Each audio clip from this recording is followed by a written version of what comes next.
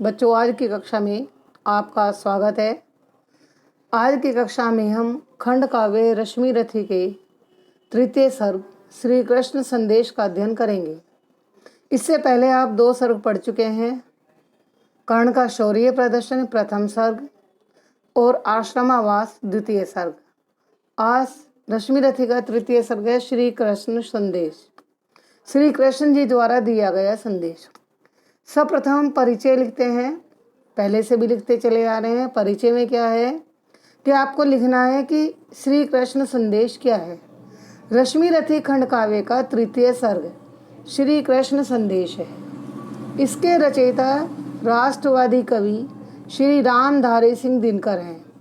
प्रस्तुत सर्ग में कवि ने श्री कृष्ण द्वारा पांडवों का दूत बनकर दुर्योधन को संदेश देने और कर्ण को उसके जन्म का रहस्य समझाने का चित्रण किया है। इसके बाद बच्चों आपका कथानक आरंभ होता है। कथानक क्या है आपका? कथानक जैसा कि आप देख रहे हैं कि श्री कृष्ण पांडवों का संदेश लेकर दुर्योधन के पास जाते हैं, उसे समझाते हैं।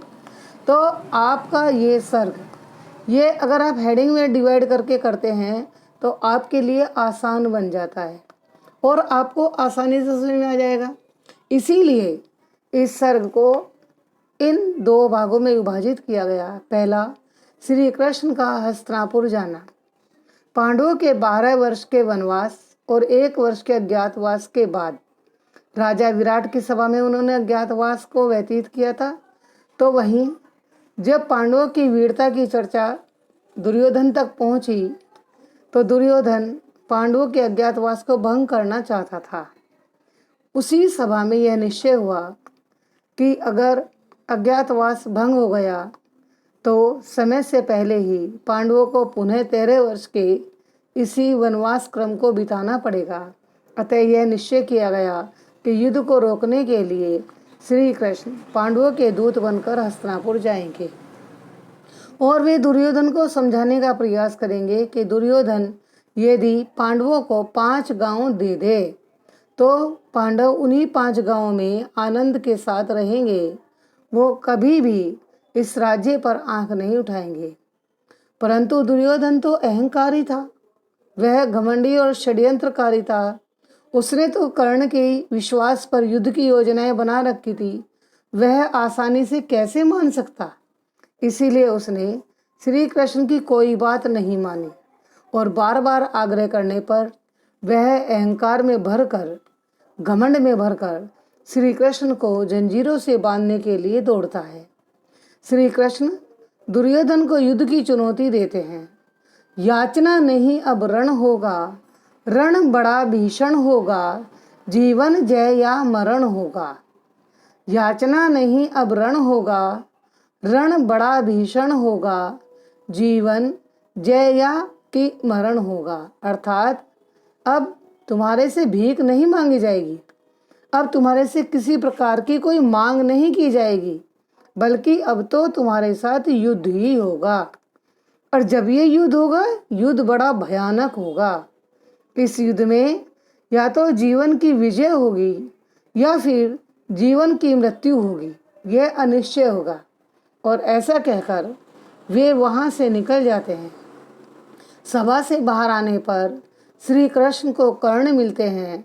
तो यहाँ श्री कृष्ण और कर्ण के मिलन का चित्रण है।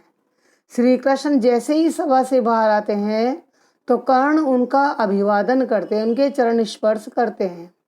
श्री कृष्ण कर्ण को रथ में बिठा लेते हैं और उसे उसके जन्म का रहस्य समझाते हैं कि तुम क्षत्रिय हो, तुम सूत पुत्र नहीं हो, सारथी पुत्र नहीं हो, बल्कि तुम तो पांडवों के अग्रज हो, क्षत्रिय हो और कुंती पुत्र हो। कर्ण इस रहस्य को जानकर आनंदित होते हैं, लेकिन वे श्री कृष्ण का इस रहस्य को बताने का उद्देश्य नहीं समझते। तो श्री कृष्ण कर्ण को पांडवों की ओर मिलाने के लिए अनेक प्रलोभन देते हैं, अनेक प्रकार के लालच देते हैं, जिसे श्री कृष्ण ग्रहण करना नहीं चाहते। वे तो कर्ण से युद्ध रोकने के लिए प्रयास करते हैं, लेकिन जब कर्ण किसी प्रकार भी श्री कृष्ण का प्रलोभन नहीं मानते, बल्कि वे तो दुर्योधन की मित्रता को ही छोड़ना नहीं चाहते। बार बार श्री कृष्ण युद्ध की विभीषिका दिखाते हैं तो कर्ण उन्हें मित्रता की अटलता का विश्वास दिलाते हुए कहते हैं, मित्रता है अनमोल रतन, इसे कब तोल सका है धन। धरती की तो क्या बिसात, आ जाए अगर बैकुंठ आद, उसको भी न्यौछावर कर दूं, कुरुपति के चरणों में धर दूं। अर्थात मेरे लिए दुर्योधन की मित्रता अमूल्य रत्न है, इसे किसी प्रकार का धन या संपत्ति तोल नहीं सकता, इसकी तुलना नहीं कर सकता। यह साम्राज्य तो एकमात्र धरती है, इसकी क्या औकात है, क्या भी साथ है, क्या इसकी वैल्यू है, इसकी क्या मूल्यता है। यदि मुझे बैकुंठ भी आ जाए, अर्थात भगवान विष्णु का धाम भी यदि कोई मेरे हाथ में दे दे, तो मैं तो उसे भी त्याग दूंगा। और श्री कृष्ण के कहते ही कहते हैं कि मैं तो उसे कुरुपति अर्थात दुर्योधन के चरणों में धर दूंगा। इतना कहकर वह पुनः श्री कृष्ण के चरण स्पर्श करके वहां से चला जाता है। श्री कृष्ण कर्ण को देखते रहते हैं और कर्ण की मित्रता की प्रशंसा करते हैं। इसके साथ ही बच्चों तृतीय सर्ग यहीं पर समाप्त हो जाता है।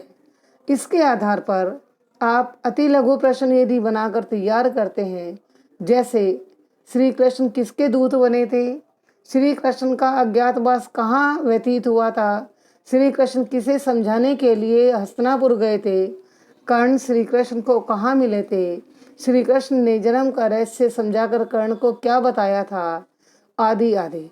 इन प्रश्नों के आधार पर आपके सर्ग का कथानक सरल हो जाएगा। बच्चों, ये 5 नंबर के प्रश्न में आपकी परीक्षाओं में आता है। यदि आप इन काव्य पंक्तियों का प्रयोग करते हैं तो इस प्रश्न में आपके पूरे अंक आपको मिल जाएंगे। धन्यवाद।